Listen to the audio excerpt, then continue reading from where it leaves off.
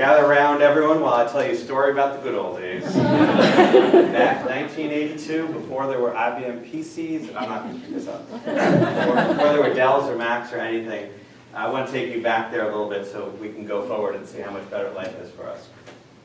I was hired along with some colleagues to work the Harvard Plan Giving Office because the students had much better computing access than the development office. They were using Wang word processors, remember those? Yes. IBM memory typewriters and things like that. But we got to go to the Science Center, we had good stuff. This was an intuitive interface, as you can see right here, all the columns and rows that were set up there. Things were pretty bad. The students had to do all of the calculations for the fundraisers before they would go out.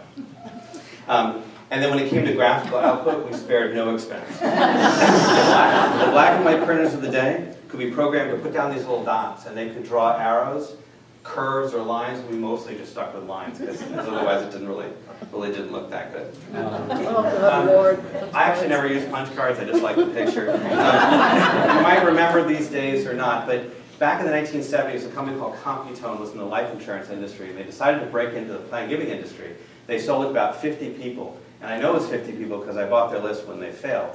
They sent the people around with this briefcase, and inside it was a coupler for the phone, the back had a printer, and the front was the place where you typed in. You had to actually take the phone in the donor's room. So think about that once you're really complaining about being at a donor's office and you have a tablet. Think about that if you try and go through TSA. Today, with that Computone briefcase, it would be a complete disaster.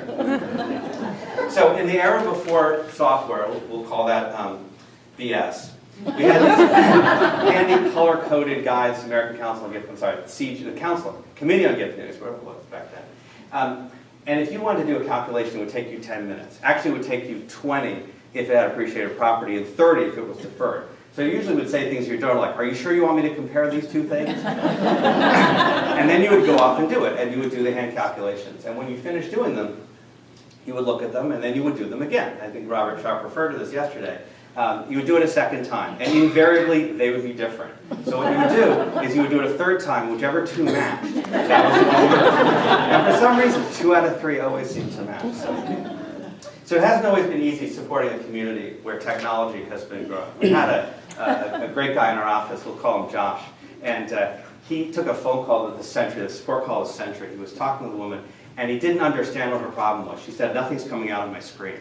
And all this time, there are all these beeps coming into his ear, and he couldn't figure this out. So he's talking to her, she's beeping, all this stuff, and finally he realizes she's pushing the buttons on her phone instead of going into the keyboard. So these kinds of things, this is, as Jeff would say, true stuff. You go back to something like 1997, this was state-of-the-art web design. Okay, some key features of this was that they had clunky icons and way, way too much text. You know, sometimes it was just a bunch of phone numbers on there, but that's what we have. Things advanced a lot by about 1997. Then you had the list here, and there were these things called links on the right side where people could do it, but that's pretty much what websites were. And the reason was that the communications departments had total control. No one in this field was allowed to do anything creative or anything related to the field. And so what happened is you couldn't update the content, you couldn't personalize things. Well, that stuff has changed. Content management systems are great. And many people in this room use systems whereby it's all personal, the icons are good, the branding looks good, but when the tax law changes, someone will help you, and that person doesn't work in your communications department. So we also supported people who had computers with SQL servers and desktop databases, because that was the way you did things. GiftWrap was a product where it had to have a lot of good security, so people have stuff on the desk. But now everything is in the cloud or on hosted servers. Why? Because one company can do the updates, one company can do the backups, and we can keep everything very good for people. And that's a huge advance that people realize. These days, a lot of stuff that you're doing is already either on a hosted solution or in the cloud. So it's not something that you really have to worry about, believe me, but this is something that people worry about for a very long time. So I've been coming to these conferences. I've actually been to every single one of the conferences. I have every single one of the printed proceedings. They're not all in my office, they wouldn't fit. They're in some other people's offices. And these proceedings were fantastic, because some of them had, they had all the printouts, and they had these blueprints of the hotel that you would need to do if you were like heisting the safe somewhere. But that's all changed. We now have the app, and life is good. Thank you.